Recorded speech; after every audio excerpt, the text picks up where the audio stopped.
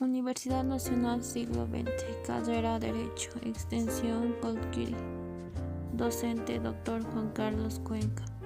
Universitaria Ana María Condori Condori. Presenta audiolibro. Tema número 16. Libertad de locomoción. 1. Concepto. Este derecho está declarado en el artículo 217 que dice: las bolivianas y los bolivianos. Debería decir, toda persona tiene los siguientes derechos: la libertad de residencia, permanencia y circulación en todo el territorio boliviano, que incluye la salida e ingreso del país. El artículo 23, parágrafo 3, advierte que nadie podrá ser detenido, aprehendido o privado de su libertad, salvo en los casos que, según las formas establecidas por la ley, la garantía de este derecho se hace efectiva mediante la acción de libertad. Artículos 125 a 127. La libertad de locomoción es un derecho fundamental para que el hombre pueda crecer, desarrollarse biológicamente y mentalmente, estudiar, trabajar, viajar, participar en todas las actividades de la vida social. No se concibe ser un ser humano normal que esté inmóvil, aislado, paralizado y privado de las funciones propias de su naturaleza. Por esto es que las detenciones ilegales y arbitrarias y las restricciones abusivas de este derecho son, además de atropellos a la Constitución, crímenes contra natura, porque anulan y tratan de anular una facultad con la que nace el hombre, la cual ha sido dotada antes de nacer por la naturaleza. La mayoría de las constituciones políticas consagran este derecho en los términos en que lo hace la Bolivia. La de México, artículo 2, consagra: todo hombre tiene derecho para entrar a la República, salir de ella, viajar por su territorio y mudar la residencia sin necesidad de una carta de seguridad, pasaporte, salvoconducto u otros requisitos semejantes. La de Guatemala, artículo 26, consagra que los guatemaltecos pueden entrar y salir del país sin llenar los requisitos de visa. La de Costa Rica, artículo 22, previene que no se podrá exigir a los costarricenses requisitos que impidan su ingreso al país. Este derecho se halla asimismo previsto de las declaraciones y convenciones internacionales. La DUDH dice en sus artículos 13: toda persona tiene derecho a circular libremente y a elegir su residencia en el territorio de un estado. Toda persona tiene derecho a salir de cualquier país, inclusive del propio, y la de regresar a su país. Y la ADDH en su artículo 8: toda persona tiene el derecho de fijar su residencia en el territorio del estado del que es nacional, y transitar por libertad y no abandonarlo, sino por su voluntad. La Convención Americana sobre Derechos Humanos prescribe en su artículo 22: toda persona tiene derecho a una nacionalidad. Toda persona tiene derecho a la nacionalidad del Estado en cuyo territorio nació, si no tiene derecho a otra. Nadie puede ser expulsado del territorio del Estado del cual es nacional, sin ser privado de derecho a ingresar en el mismo. El extranjero que se halla legalmente en el territorio de un Estado parte en la presente convención solo podrá ser expulsado de él en cumplimiento de una decisión adoptando conforme la ley. Es prohibida la expulsión colectiva de extranjeros. 2. Limitaciones. En el capítulo 13 hemos visto que, si bien los derechos fundamentales son absolutos en principio como lo fundamental de Carl Smith, su ejercicio está regulado por las leyes especiales que atención a los derechos de los demás, la orden pública y el interés colectivo. En cuanto a este derecho específico, el artículo 22, citado en el Pacto de San José, consigna las siguientes limitaciones. El ejercicio de los derechos anteriores no puede ser restringido sino en virtud de una ley, en la medida indispensable de una sociedad democrática, para prevenir infracciones penales o para proteger la seguridad nacional, la seguridad o el orden público, la moral o la salud públicas o los derechos de libertad de los demás. El ejercicio de los derechos reconocidos en el inicio 1. Puede asimismo ser restringido por la ley en zonas determinadas por razones de intereses públicos. 3. Limitaciones en la legislación boliviana. De manera general, encontramos limitaciones a los derechos de locomoción en siguientes áreas. Inciso A. A los bolivianos, para viajar al extranjero requieren de pasaporte y autorización de salida, que deben recabar a las administraciones departamentales de magistración, según el artículo 25, inciso H, del DS, numeral 24423, del 29 de noviembre de 1996. No pueden salir del territorio nacional los bolivianos sobre quien la autoridad judicial competente haya decretado arraigo, medida precautoria, que debe ejecutarse por la Dirección Nacional de Inspectoría y Arraigo, que lleva el control del Registro Nacional de Arraigos. Artículo 20, inciso N, de DS, numeral 24423. Inciso B. A los extranjeros. El DS citado en el párrafo A que precede contiene las siguientes disposiciones. B1. Ingreso y salida. Los cónsules de Bolivia en el exterior pueden otorgar a los extranjeros visas de tránsito, de turismo, de objeto determinado y de estudiantes, según los casos, para lo que los interesados deben presentar pasaportes válidos. Artículo 29-26. Los administradores departamentales de magistración autorizan la salida del país de ciudadanos extranjeros que tienen permanencia temporal o radicatoria. Artículo 25, inciso D. B2. Pertenencias y radicatorias. Las siguientes autoridades pueden acceder permanencias temporales y radicatorias de Bolivia. Redacción Nacional de Extranjería hasta 2 años. Las administraciones departamentales de magistración hasta 1 año. La Subsecretaría de Magistración Radicarias. Artículo 18, inciso D, 25, inciso A y 37. B3. Expulsión.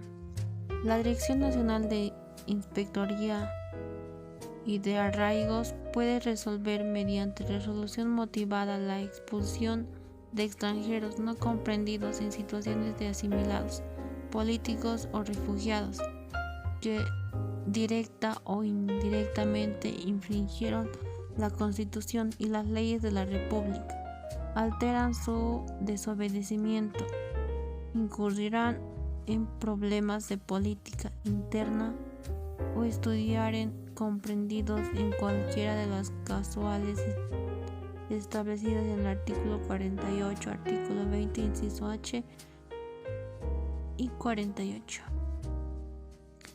4. Habeas corpus, acción de libertad. Esta acción constituye la garantía principal para la defensa de la libertad del hombre. Es el complemento indiscutible de la Declaración de los Derechos del Hombre, dice José Carrasco, quien agrega: si este recurso sea declaración es teórica, ideal, abstracta, ni casi siempre inútil, El mismo autor sostiene que la expulsiva misión del habeas corpus es garantizar la libertad individual de la aceptación registrada de la libertad física, o sea, la libertad de locomoción. El único derecho en favor del cual se puede invocar el habeas corpus es la libertad de locomoción. Para Blackstone, el habeas corpus es la primera de las garantías de la libertad civil, pues como tal ella ampara a los ciudadanos contra las sospechas infundadas, las persecuciones de las autoridades y de sus abusos de la administración de justicia. De aquí algunas definiciones. Es el medio extraordinario de asegurar la libertad de locomoción a los que ilegalmente están privados de ella o amenazados de serlo. Mendoza. Es un recurso extraordinario instituido para hacer cesar de pronto e inmediatamente la prisión o tratamiento ilegal. Lafayette. Inciso A. Antecedentes. El origen de esta institución se remonta al derecho romano, en donde toma el hombre cuando se predetermina esclavizar a un hombre libre. Este podría recurrir un interdicto llamado de homine libero ex invendo ante el pretor, quien ordenaba que fuera considerado ante su autoridad para examinar el caso y ponerlo en libertad. La detención se había hecho con dolo malo.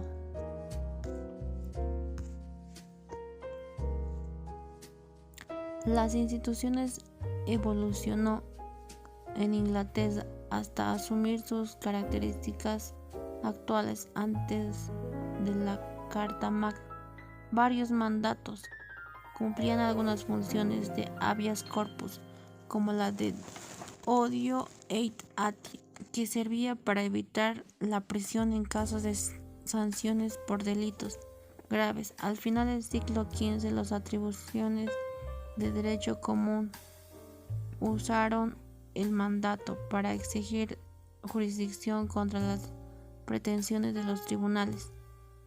Se dice que las historias modernas de la institución para proteger la libertad personal contra las autoridades empezó en el reinado de Enrique VII, 1485 y 1509, con el habeas corpus absubgesendum a favor de las personas, sean por el Privy Council. En su reinado de Carlos I, siglo XVII, fundaba el mandato contra prisiones ilegales dispuestas por tribunales inferiores o agentes públicos. En el caso de Darling, 1627, se decidió que el habeas corpus ad subjundem no afectaba las órdenes de prisión, mandaba la ley en la petición de los derechos, 1628. El Parlamento trató de corregir esta situación legada por ningún hombre libre sea arrestado ni detenido. De esta manera, la ley de 1641 dispuso que cualquier persona presa por un corte especial por el rey o por el proconsul tenía derecho de habeas corpus para probar la libertad de su arresto. La ley del habeas corpus de 1676 estableció un procedimiento definitivo para la efectividad del mandato, autorización de los jueces, veras penas contra los jueces que sin causas justificadas omitiesen cumplir este deber. Esta ley se aplicaba solo a los casos de prisión dispuestas por las autoridades. El Estatuto de 1816 extendió el beneficio de los privados de libertad por personas particulares. Finalmente, la Ley de Administración de Justicia de 1960 introdujo innovación incorporal a los procedimientos de esta materia. Los tribunales constitucionales de la Inglaterra en Norteamérica adoptaron la institución parlamentaria desde Patronobulus. En 1692, Carolina del Sur de Manchester aprobaron leyes similares a la de Inglaterra. 1679. El primer Congreso de la Unión Norteamericana sancionó leyes fundando a los jueces de la Corte Suprema de Justicia y a los tribunales del distrito a conceder el mandato. La Constitución estadounidense dispone que el habeas corpus no se suspenderá sino cuando la seguridad pública los requiera, por casos de rebelión y invasión. Artículo 1. En el derecho español se menciona como antecedente el derecho de manifestación que se ejercía entre el Justicia Mayor y el Reinado de Aragón.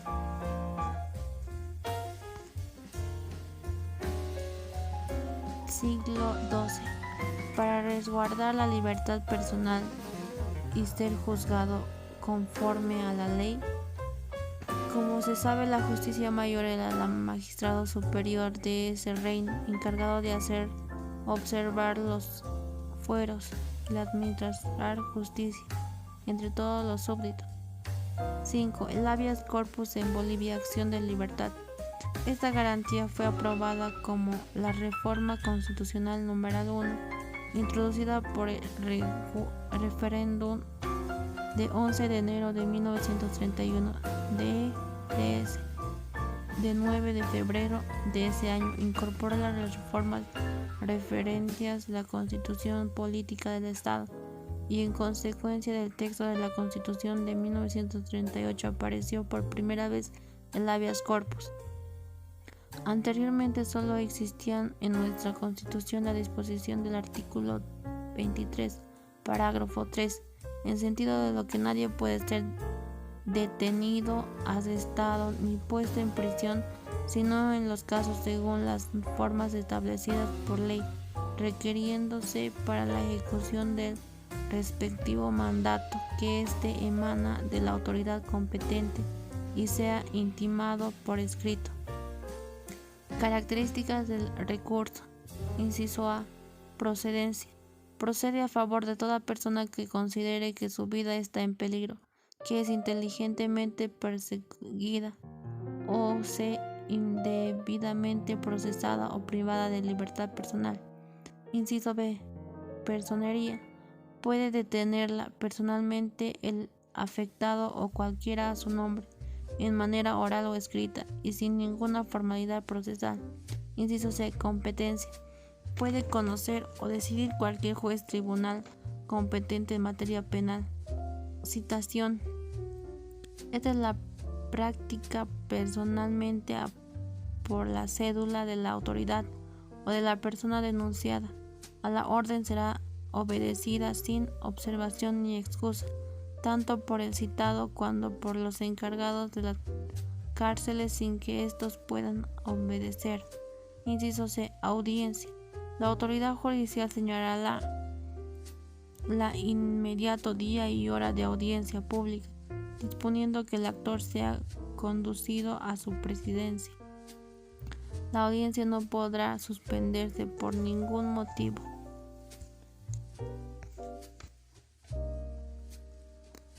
Si el demandado no concurre, abandona la audiencia, este se realizará en su rebeldía.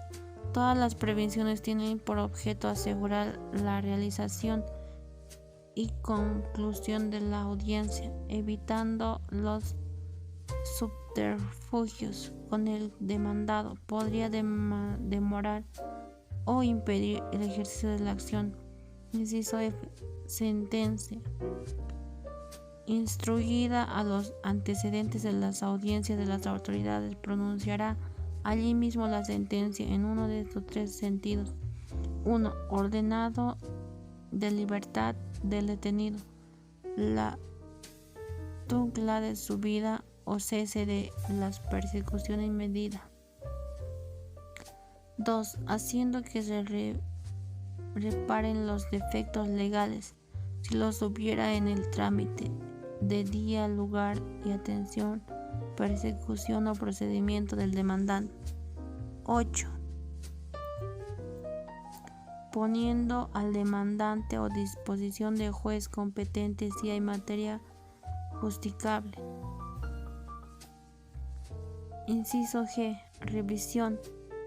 La sentencia será elevada de oficio al Tribunal Constitucional para hacer revisión en el plazo de 24 horas. Inciso H. Ejecución. Nada, ni siquiera la revisión, impedirá la ejecución de la sentencia, que debe ser inmediata para que la acción no resulte burlada por ninguna circunstancia. Inciso I. Responsabilidad penal. Los funcionarios públicos o personas particulares que resistan las decisiones judiciales serán retenidos por orden de la autoridad que conoció la acción ante el Ministerio Público para su juzgamiento como reos de atentado contra las garantías constitucionales. La autoridad judicial que nos precediera conforme a lo dispuesto anteriormente quedará sujeta a sanción con arreglo de Constitución a la ley. Ley número 027 de 6 de julio de 2010. El Tribunal Constitucional Plurinacional. La legislación activa de esta materia de la Defensoría del Pueblo, artículos 67, artículo 68, detalla procedimiento a seguir. Y dice, si la audiencia tuviera que celebrarse el sábado, domingo, feriado, se tramitará ante el juzgado de construcción cautelar. Si se trata de privación de libertad indebida y hubiera peligro o resistencia de la autoridad u otra situación del juez tribunal, acudirá inmediatamente al lugar de la detención e instalará allí la audiencia. Este deberá realizarse, aunque hayan cesado las causas que motivaron la acción de libertad.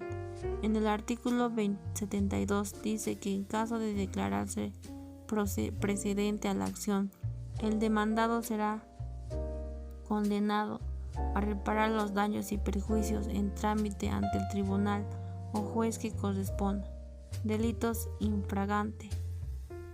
Esta acción no procede de los casos de delincuentes sorprendidos infraganti, es decir, cuando un delito se descubre en el momento de cometerse o inmediatamente de cometido, no hay dudas sobre el autor del mismo. Artículo 23, parágrafo 4 de la Constitución dispone al respecto que todo delincuente infraganti puede ser aprehendido aún sin mandamiento por cualquier persona, pero el único objeto de ser conducido ante la autoridad o juez competente, quien deberá resolver su situación en un plazo de 24 horas. Número 6. Obligación de encargados de prisión. El artículo 23, parágrafo 6 dispone que los encargados de las prisiones no recibirán a nadie como detenido, arrestado o preso sin copiar en su registro de mandamiento correspondiente, bajo pena de procedimiento y sanción de ley. Alcance de la garantía. El habeas corpus se propone preservar y restituir de inmediato la libertad individual o de locomoción de la persona, de suerte que es una acción breve, sumaria y expedita, no subsidiaria, es decir, no sujeta previamente a otros medios de recursos idóneos para el mismo fin, pero que puede ser dilatorios o menos rápidos.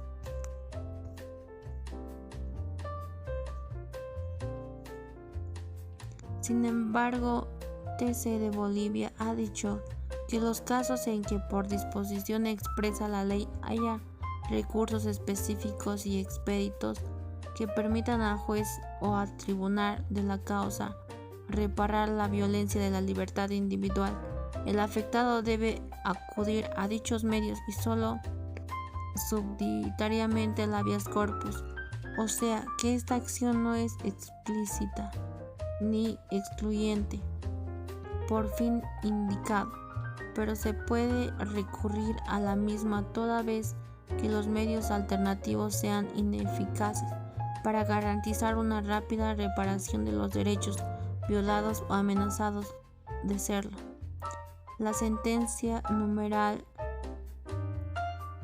0610/2025 dice: el proceso constitucional del habeas corpus únicamente se activa cuando los medios de defensa existentes en el ordenamiento común no sean los idóneos para reparar de manera urgente, pronta o eficaz el derecho de la libertad ilegalmente registrado. No es posible acudir a este recurso cuando el ordenamiento jurídico prevé medios de impugnación específicos y aptos para restituir al derecho de libertad en forma inmediata.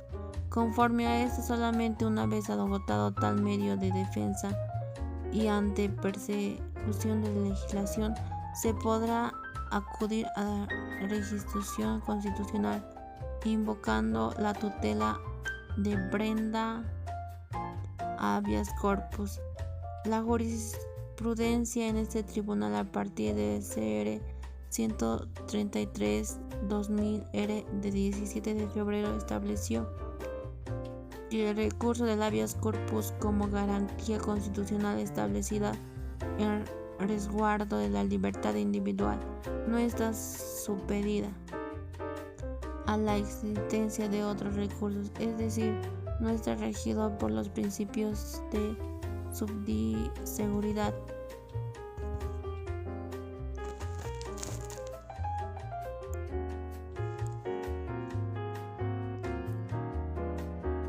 La finalidad en la que nació el habeas corpus en Bolivia fue la de dotar a la persona humana en un medio de defensa breve o sumario destinado a conservar o recuperar la libertad cuando la misma hubiere sido indebida o arbitrariamente vulnerada, como alternativa de los procedimientos ordinarios caracterizados por la morosidad de su trámite y resolución. Los pactos internacionales sobre derechos humanos buscan garantizar la existencia de un recurso sumario, pronto y eficaz al que puede acudir toda persona para que sin demora se decida sobre la lesión de libertad alegada. Recurso que no necesariamente tiene que ser el habeas corpus, sino ejecución del habeas corpus, principio de sabiduría en el marco del orden constitucional vigente de los pactos internacionales radicados por Bolivia sobre derechos humanos. Puede tener su excepción en cosas en que se determinación de la ley existen recursos específicos y expeditos para impugnar tal determinación, destinados a que juez o tribunal de alcance repara la supuesta violación del derecho a la libertad. Invoca, y eso solo de manera subsidiaria, a acudir el habeas corpus. Numeral 8. El habeas corpus colectivo. Artículo 43 de la Constitución Argentina constituye el amparo colectivo sobre los derechos de inmediación colectiva en general. Capítulo 12 del libro Derechos de Garantías Fundamentales del autor, que pueden interponerlo las asociaciones de consumidores, de usuarios y otros. Lo propio ocurre con la Constitución de Brasil, cuyo artículo 5, parágrafo L10 establece el amparo colectivo. Puede ser interpuesto por los artículos públicos de representación parlamentaria y por las organizaciones sindicales, así como por entidades de clases asociadas legalmente constituidas y en fundamento de defensa de los intereses de unos miembros y asociarse. La Corte Suprema Argentina ha conocido el habeas corpus colectivo en un fallo Perkin Horacio habeas corpus 3 de marzo de 2005, donde considera los alegados Amicus Curiae a varias organizaciones defensores de los derechos humanos, fundándose que pase a la Constitución no menciona en forma expresa el habeas corpus, sino instrumento decidible también en forma colectiva, tratándose de presentaciones como la extremidas por recurrente. Es lógico suponer que si conocer la tutela colectiva de los derechos citados en el parágrafo segundo artículo 42 Constitución Nacional, por mayor o igual razón de la Constitución otorga las mismas herramientas de un bien jurídico de valor prioritario, la de ocupa especial, no precisamente para reducir o cortar la tutela, sino para privilegiarla. Artículo 42 de la Constitución Argentina ha mencionado que el fallo transcrito consagra los derechos a consumidores y usuarios de bienes y servicios que deben ser protegidos en el marco de una legislación reguladora con la participación de las asociaciones de aquellos. Tribunalmente se considera el habeas corpus y el amparo como una garantía individual a los derechos sujetos de las personas, teniendo en mente los derechos de la primera generación. Proclamación por el Estado del derecho de libertad burgués son derechos individuales, pero los derechos de la segunda, tercera y cuarta generación, reconocidos por la Constitución Social y producto de la Revolución Tecnológica e Información del siglo XX, son derechos colectivos de contenido social cuyos sujetos no solo individuos, sino las asociaciones sindicales y organizaciones sindicales ligadas por propósitos e intereses comunes. Es lógico, en consecuencia, que esas garantías protejan también los derechos a sujetos colectivos.